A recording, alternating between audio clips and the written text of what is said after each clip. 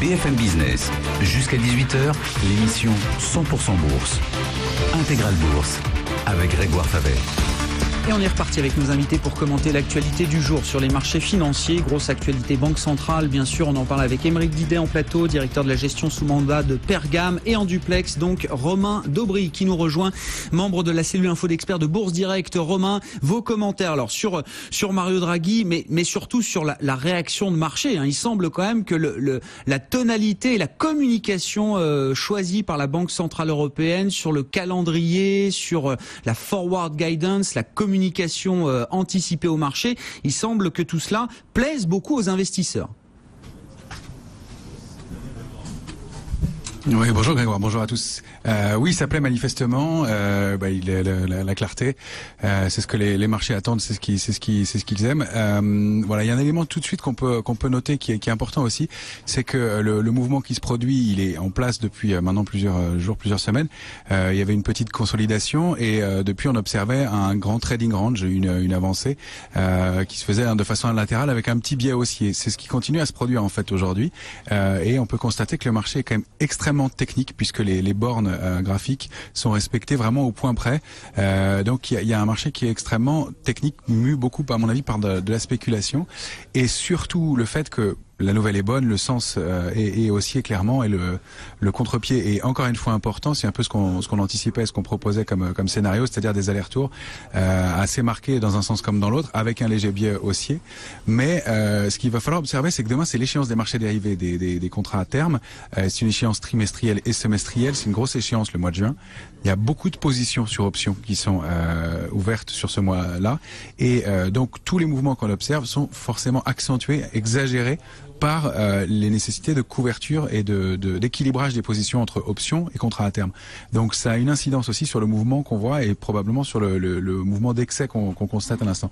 Donc ça c'est intéressant de l'observer.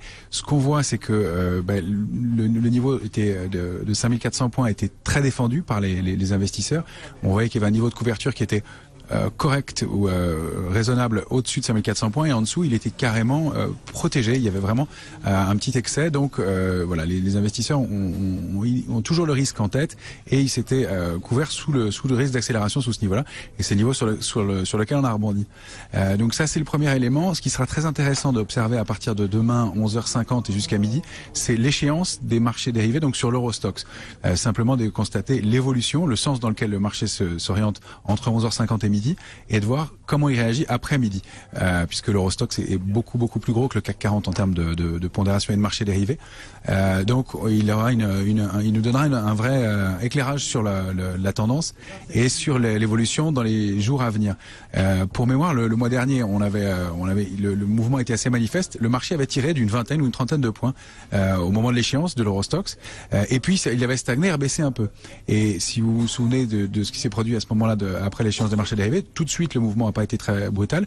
Le lundi et le mardi ça a tergiversé un peu et le mercredi ça a fini par accélérer à la baisse. Tout ça pour dire que les intérêts liés à l'échéance des marchés dérivés bloquent et canalisent un peu le mouvement, donc il va falloir observer non seulement l'échéance demain mais le début de semaine prochaine aussi qui sera vraiment très instructif sur l'évolution à venir. Là on est quand même à la croisée des chemins.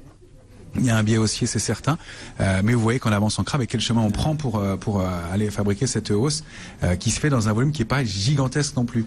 Donc voilà, on continue à alterner achat et vente. On l'évoquait. Il y a des opérations à faire en day trading, des trading range intéressants. Maintenant, ce qu'on pensait et ce qu'on évoquait la semaine dernière, c'était une rotation sectorielle éventuelle. Elle n'a pas vraiment lieu. Vous le disiez, le scénario sur les banques, il est pas bon pour l'instant.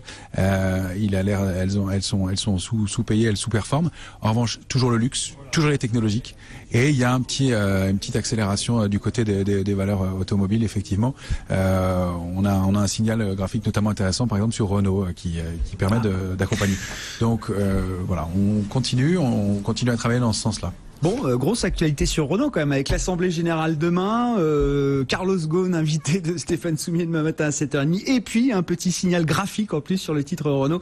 Renault qui gagne plus de 2%, on voit Peugeot également qui s'envole, là, qui gagne plus de 3%. C'est vrai que les secteurs cycliques sont quand même plutôt bien orientés, les valeurs dollars également qui profitent du fort mouvement de remontée du dollar. Enfin là c'est plutôt la baisse de l'euro quand même aujourd'hui, un euro qui plonge de plus de 1% face au dollar.